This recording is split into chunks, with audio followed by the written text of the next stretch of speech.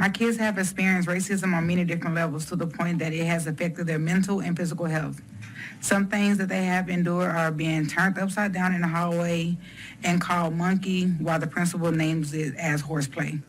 When a child is followed in a school hall with an app that makes a whipping sound, indicative of slavery. We live in that district. Our tax dollars go to fund that school. And my child doesn't want to go there in fear that she will be talked about, discriminated against.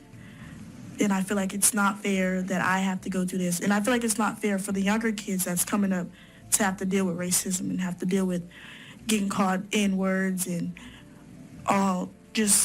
all kind of things. I cannot emphasize enough that as an advocate who works in this space, I get calls at a minimum on a weekly basis from families all across the state dealing with issues of this nature. And it's racial bullying, bullying on the basis of national origin and immigration status, certainly on gender identity and gender more broadly.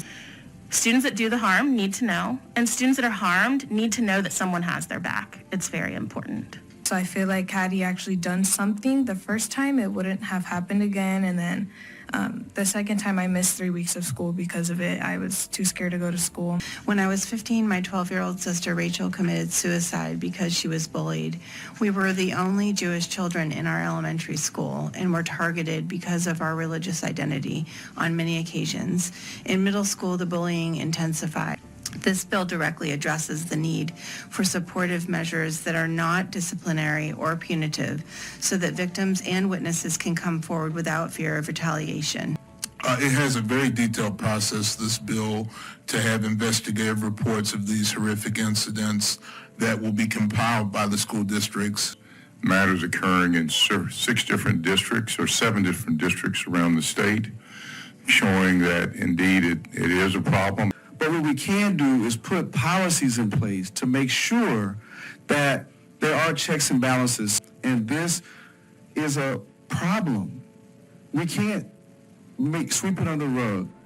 Literally, students are committing suicide.